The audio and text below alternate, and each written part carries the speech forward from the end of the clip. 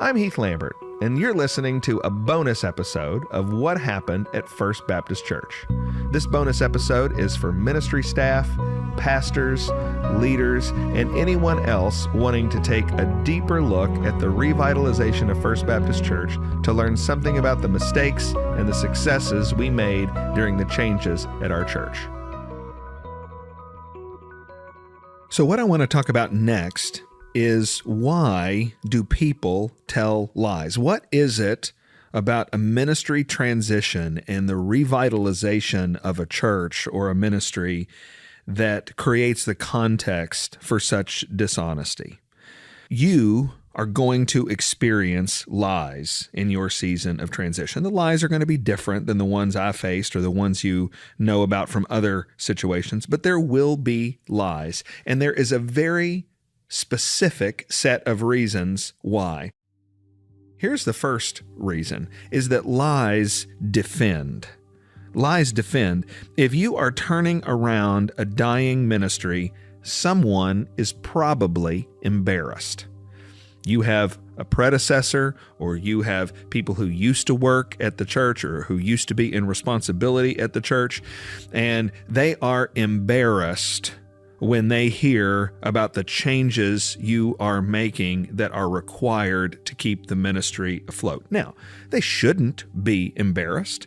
There are all sorts of reasons for decline, and only a few of those reasons have to do with the faithlessness of a prior leader or a prior person in responsibility. We talked about those on an earlier episode of the podcast. There are many reasons why a church might decline under faithful leadership.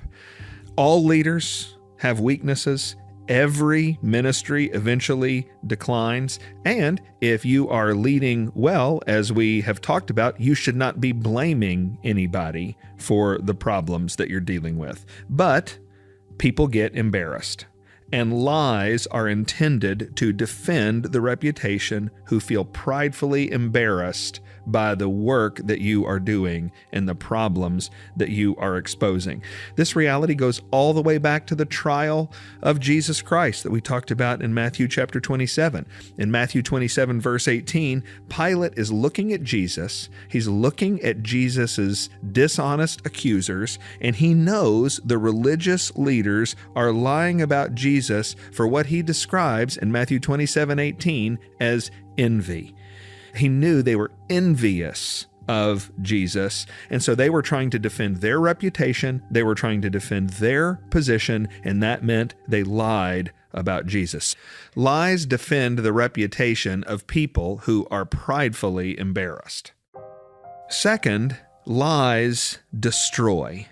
If you're turning around a dying ministry, someone is embarrassed and someone is also furious. You better believe it. When change comes to a ministry, sinful people receive it as an assault, a threat to their power, and they fight. In Matthew chapter 27, verse 1, going back to the trial of Jesus, the Bible says, "When morning came, all the chief priests and the elders of the people took counsel against Jesus to put him to death."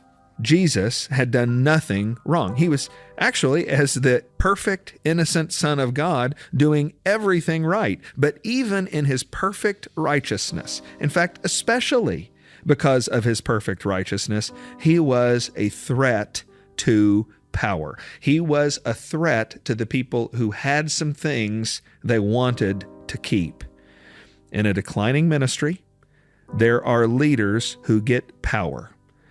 They are not the kind of leaders who would get authority and power in a thriving ministry. They're the kind of leaders who get authority and power in a ministry that is in decline.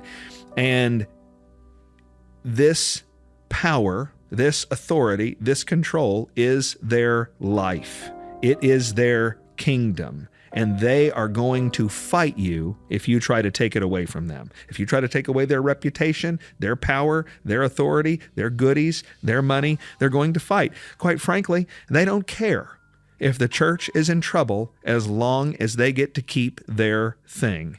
And if you are the person who is standing in the way of them and their thing, they're going to come after you. The reality is, Power-hungry people are obsessed with control.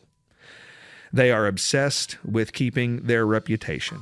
They are obsessed with keeping their money, and they will not just accept the change that you propose. They will not just agree to disagree. They will seek to stop the change, and they will seek to stop the change by stopping you, and they will seek to stop you by destroying you with lies.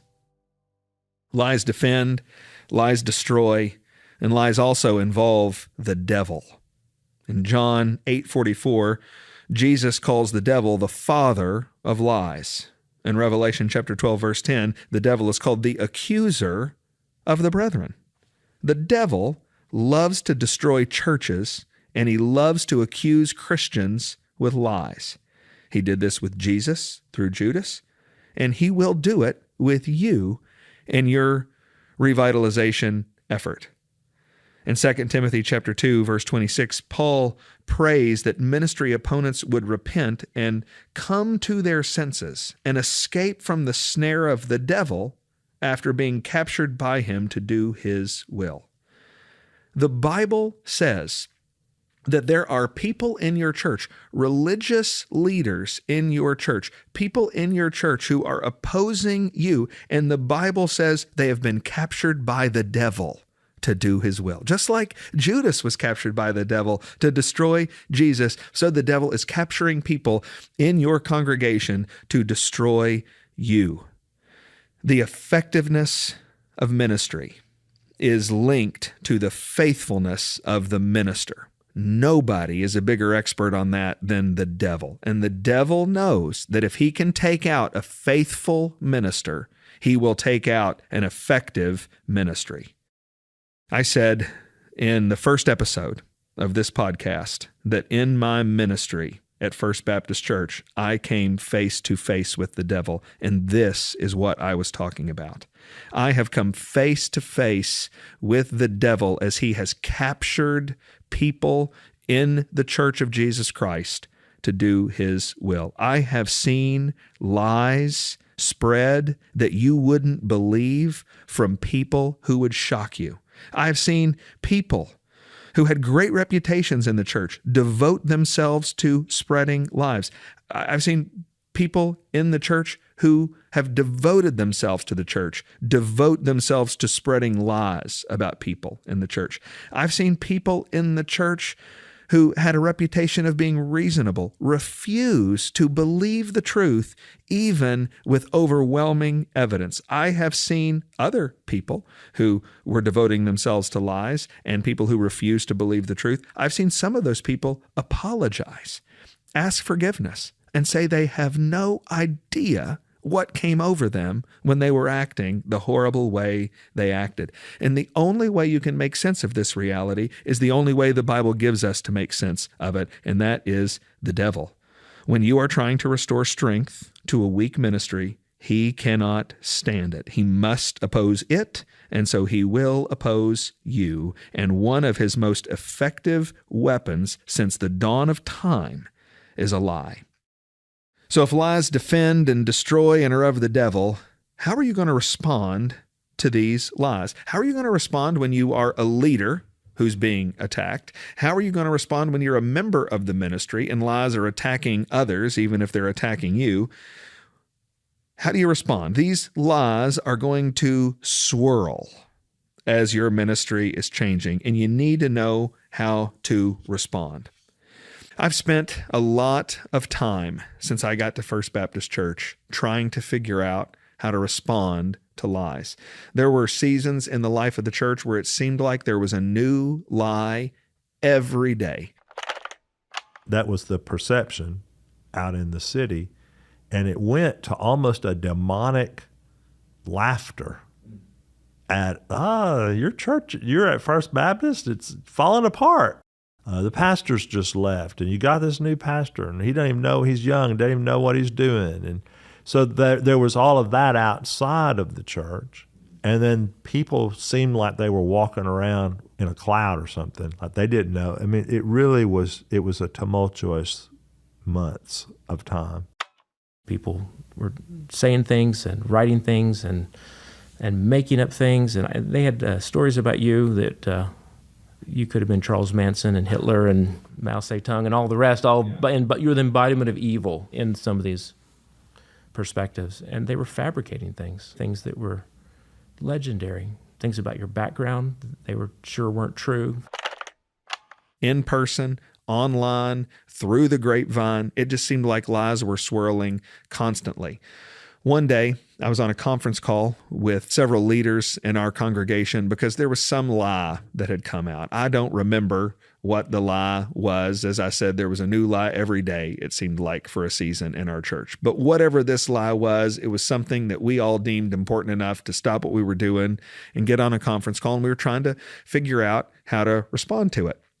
And as I was on the conference call, I had another call come through from Dr. John Sullivan. Dr. Sullivan is our pastor of senior adults at First Baptist Church. And before he was the pastor of senior adults at First Baptist, he was the executive director of the Florida Baptist Convention. He is well known throughout Southern Baptist circles and is more than famous in Florida Baptist circles. He is a man of great reputation.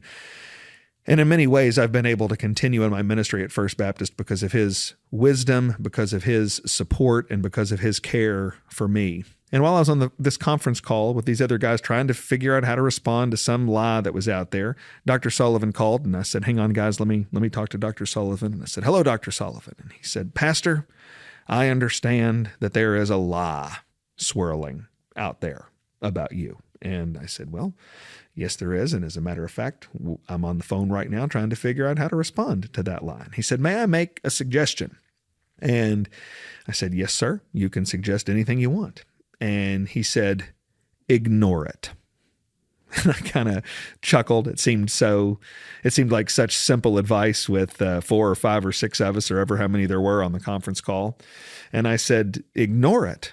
And he said, "Yes, ignore it. It's not going to do any good to respond to it. It's going to distract you. The people who are spreading the lie aren't going to believe it. And the people who aren't listening don't care. Ignore it." And I said, "Well, you know what, Dr. Sullivan, we don't have the first clue what to do about this right now. So if you're telling us to ignore it, we'll ignore it." And I clicked over and I said, "Guys, that was John Sullivan.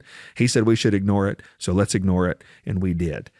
But it created a fascinating question in my mind. And I went back to Dr. Sullivan days later and I said, "You said to ignore that lie." And we followed that advice. But here's my question. And I pointed out that when he was coming up and was the pastor of large churches, he was doing that in a day and an age before social media. When gossips in the church, when liars in the church, they had their landlines and they had their shadows in their corners, but they didn't have Facebook and Twitter and blogs.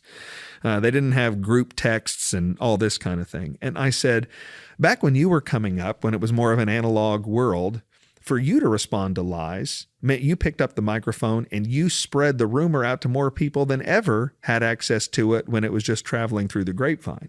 But today, in the 21st century with social media, there are times when if I don't respond to a lie or a rumor, or if other leaders in our church don't, then we're literally the only people in the church who aren't talking about it because everybody else is seeing it on Facebook posts and everywhere else. And how do I serve the cause of truth when everybody is repeating a lie and they have no access to get the truth? And John Sullivan was quiet for a couple of seconds, and he said, "That is a real dilemma, and I don't know what to tell you to do." And so that is the dilemma that I want to talk about in our remaining few moments. How do you respond to these lies in a digital world where you might have a situation where everybody in your church is telling a lie, and how are they going to have access to the truth? How are you going to serve the cause of truth? And the first thing I want to do is give some guidelines to ministry leaders about how to respond when you and your ministry are being lied about. And then I want to give some guidelines to ministry members about how you should respond when these lies are swirling. So first, guidelines for ministry leaders in a digital world where lies can spread so easily. The first guideline is tell the truth. Always tell the truth. If you don't lie, you don't have to worry about being discovered in a lie. It's actually very freeing and very comforting. If you don't tell a lie, you don't have to cover your tracks. You will, as you communicate millions of words a year, as all of us in ministry leadership have to do. You will misspeak. You will make mistakes. All of those things are correctable and are understood by normal folks. But don't ever lie. Don't ever intend to deceive. This was another valuable lesson from John Sullivan to me. He gave me some very encouraging advice because I was so discouraged one day as we talked. And I said, it's so frustrating to be disbelieved when I'm telling the truth. And here's what he said. You didn't give up your integrity. Okay. I told you one time, nobody can take integrity from you. Yep. You have to choose to give it up. Yep. You chose not to give up your integrity. I think that's the main thing that I saw that wanted me to continue to have a part Okay. in First Baptist Church. I can live with integrity even when I'm suffering, Yeah. but I can't live with lies. A second guideline is do your best to stay ahead of lies that may potentially spread. And here's what I mean. First of all, over-communicate. In a season of transition, things are uncertain, things are unclear. It is your job to over-communicate. One of the things that I say to people is about the time you are sick and tired of hearing yourself say it, about the time you think everybody else is completely sick and tired of hearing you say it, is probably about the time that they're just beginning to understand what's going on. You need to over-communicate. I sought to really communicate in repeated and consistent ways. One of the things that we did was we had town halls. We would take Sunday nights at our church several times a year, and I would just explain, here's what's going on, here's what we're doing, here's an update to our previous plans. I would put microphones on the floor and let people ask their questions from the floor. We gave email accounts for people to write their questions into, so if you didn't feel comfortable standing on the floor and asking a question into a microphone, you could send your question in through email, and I would answer as many questions as I could through that. On the first night, when we started having town halls, I put microphones on the floor, and some of the lay leaders in our congregation got nervous, and they said, Dr. Lambert, do you really want to put microphones on the floor and let people say whatever they want to you in front of the whole congregation? And I said, you know what? I do. Because if people are going to talk about stuff in the hallways, if they're going to send their text messages and send their emails in private, I'd just as soon they look me in the eye and ask their question in front of everybody and give me a chance to answer it.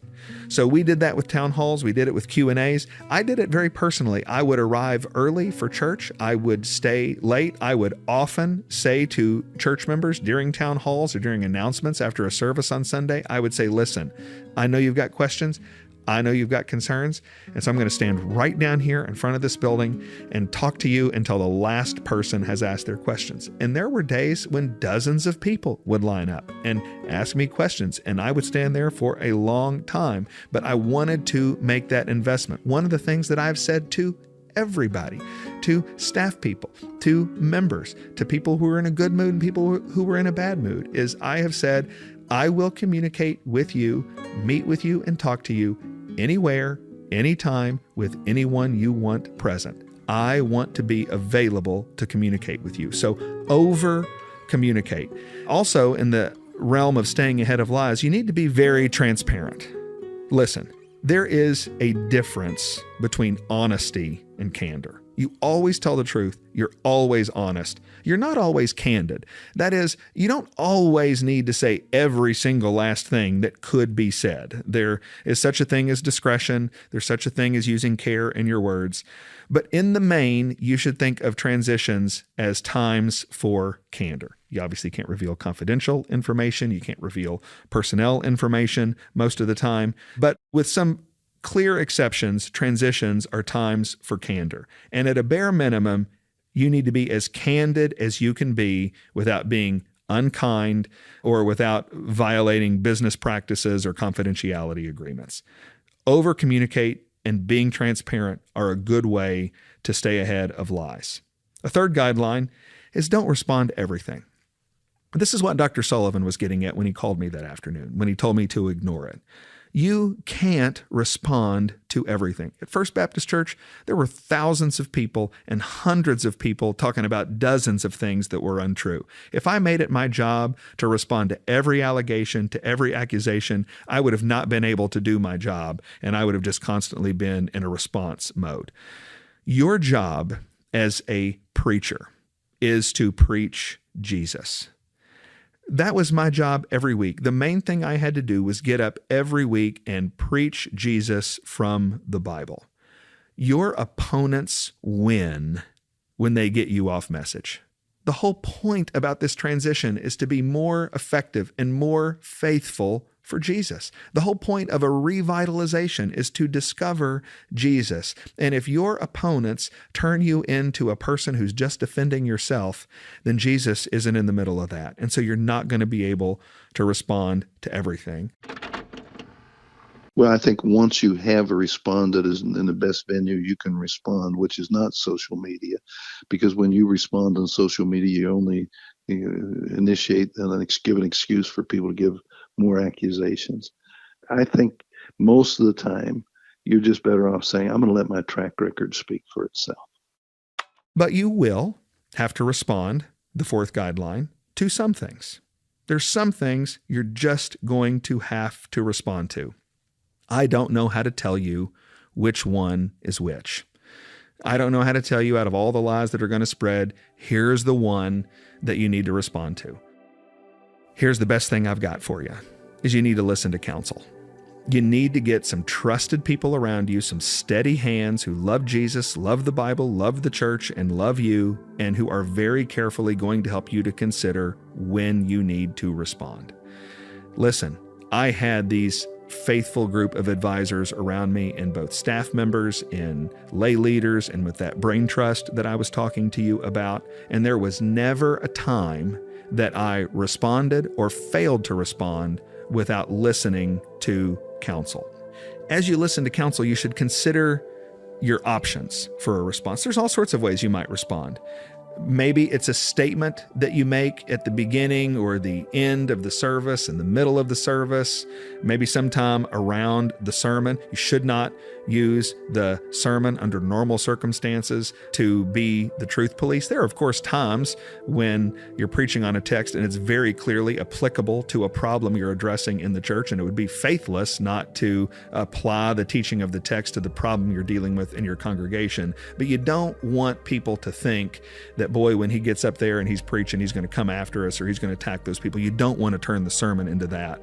But there are times and places for you to have statements in the service. We, of course, did that with that one lie about the removal of my predecessor. We did that with a lot of counsel, even though we didn't respond to most lies, because that lie was gaining so much traction, because it was in a written form attached to a name of someone who was standing behind it, because it was doing damage to reputations of people who were in the church and people who'd supposedly been fired from the church. We felt like it was in defense of everyone and in defense of the gospel to respond to that lie with a statement in the church.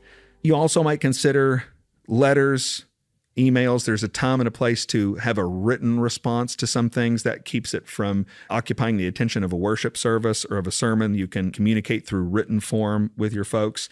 One of the things that, if I had it to do over again, I've thought about this in the last 6 months or so, if I had to live through those hard years again, I would recommend to someone that you need on your church webpage, maybe like a Mythbusters page. If there can be a place on your webpage where you could have a frequent myth page and just say, hey, here's one thing that people are saying, and here's a response from leaders in our congregation.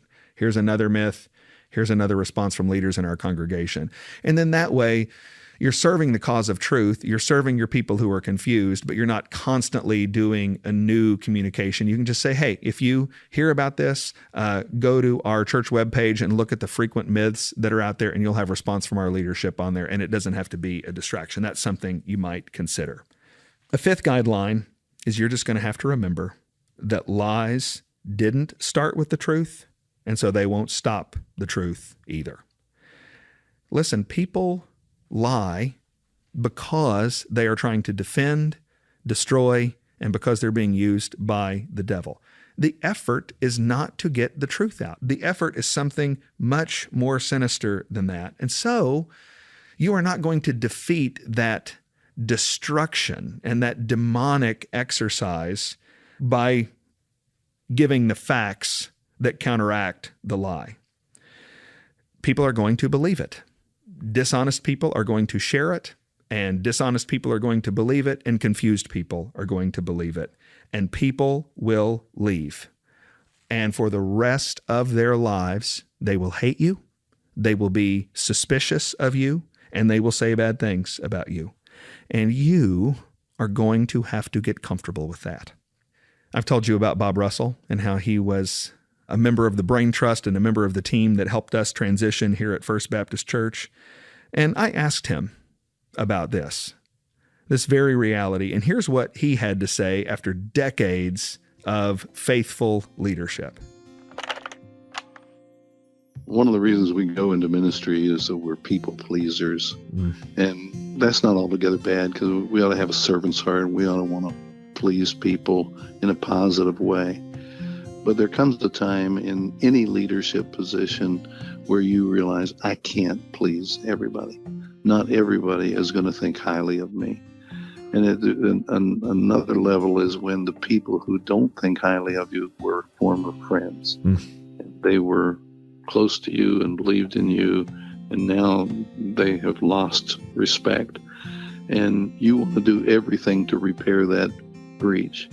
But you discover no matter what I say, they're never going to be the same in their relationship with me. No matter what I do, they're still going to believe some falsehoods about me. And I think the only thing we can do is develop some tough skin and say, that's part of being a leader.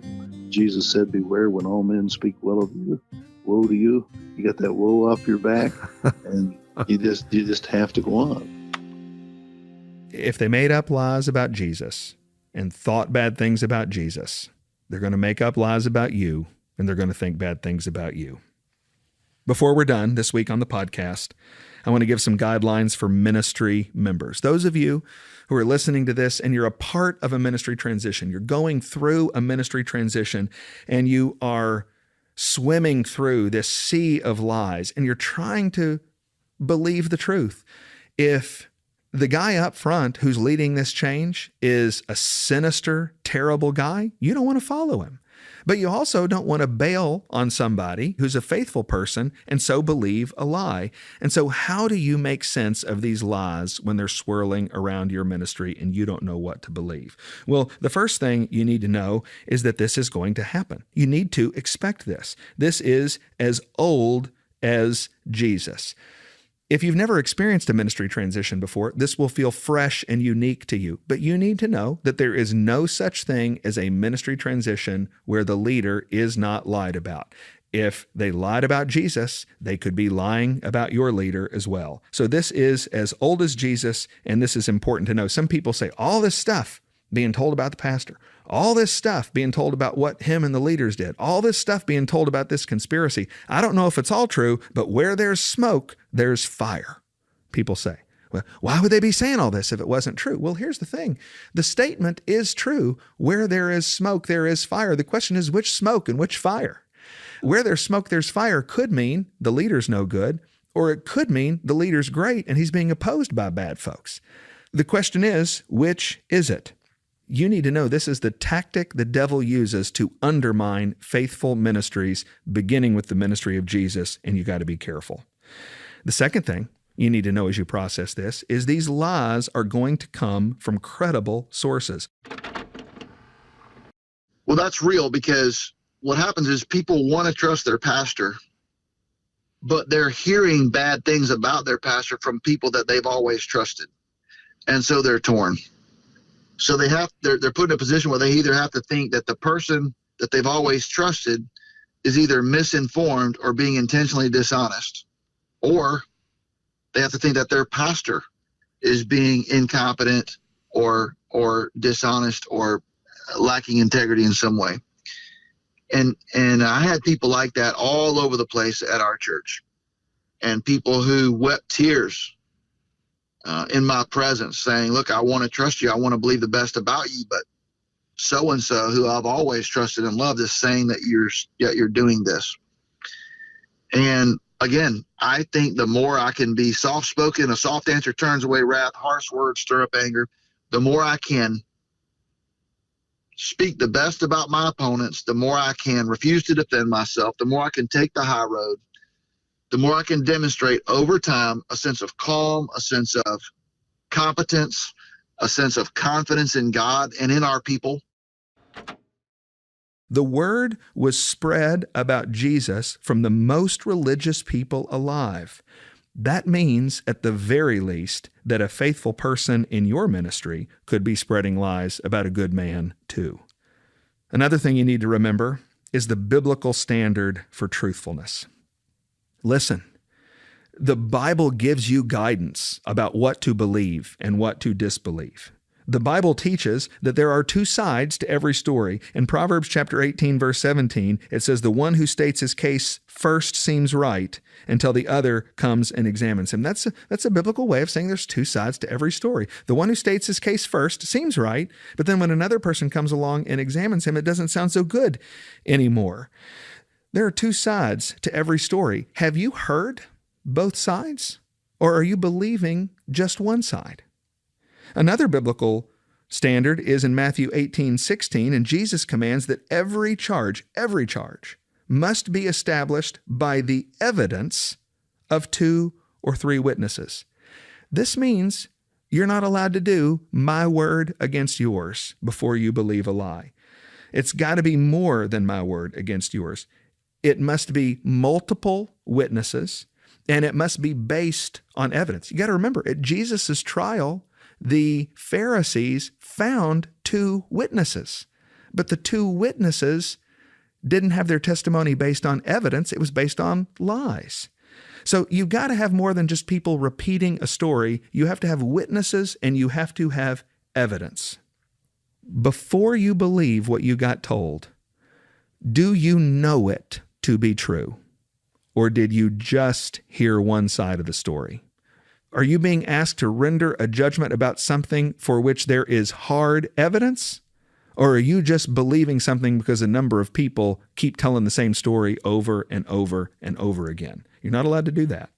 There's more than one side to every story, and you have to have multiple witnesses, and you have to have evidence. Here's another guideline. Remember the consequences of believing and spreading the stories. Think about Jesus. Gullible people believed whatever lies they were sold by wicked religious people. When those gullible people just ate what they were fed, Jesus died. That's what happened. That's what's at stake. If you just believe one side of the story, if you just become part of the mob, innocent people get hurt. You need to know.